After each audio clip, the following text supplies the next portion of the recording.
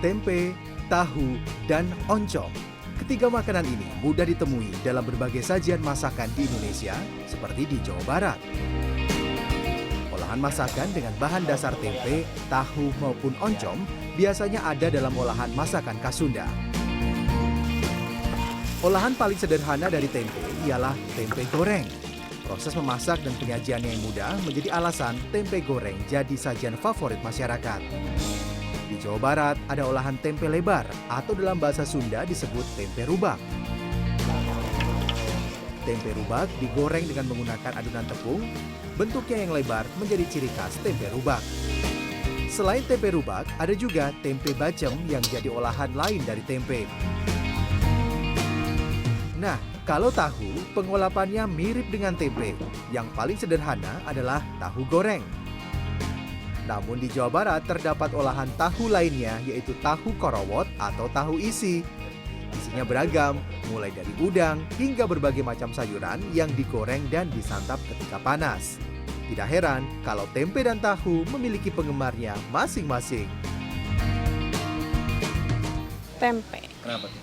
Karena kalau digoreng itu lebih enak. Lebih enak. Nggak milih tahu aja. Enggak.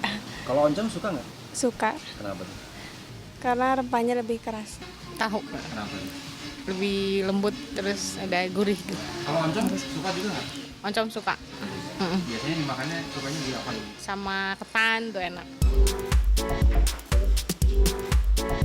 Salah satu makanan berbahan dasar kedelai lainnya ialah oncom. Di Jawa Barat, makanan olahan oncom banyak terdapat di masakan khas Sunda.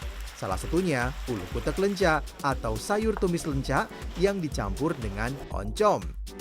Biasanya, ulu kutek lenca dinikmati bersama dengan nasi panas. Sajian favorit lainnya ialah nasi tutuk oncom yang merupakan nasi yang dicampur oncom. Dari tahu kita menyediakan tahu korowot. Tahu korowot dari oncom punya nasi tutuk oncom. Dari tempe ada tempe bacem, tempe rubak. Itu tidak kalah dengan menu yang lainnya juga. Selain mudah diolah dan harganya yang terjangkau, tahu, tempe, dan oncom juga dikenal kaya akan kandungan gizinya.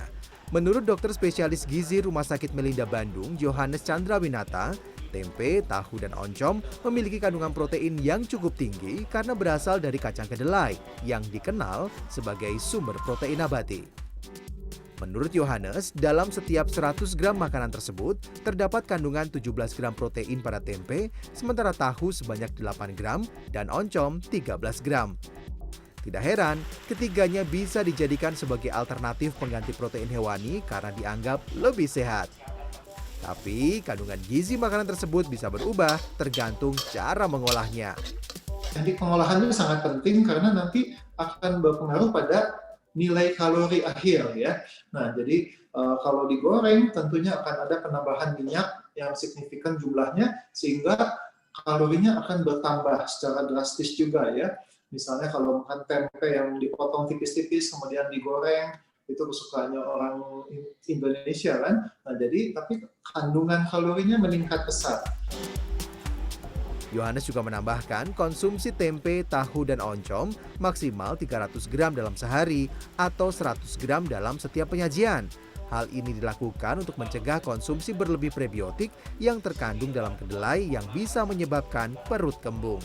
Franky Wijaya, Helmi Suryanegara, Bandung, Jawa Barat.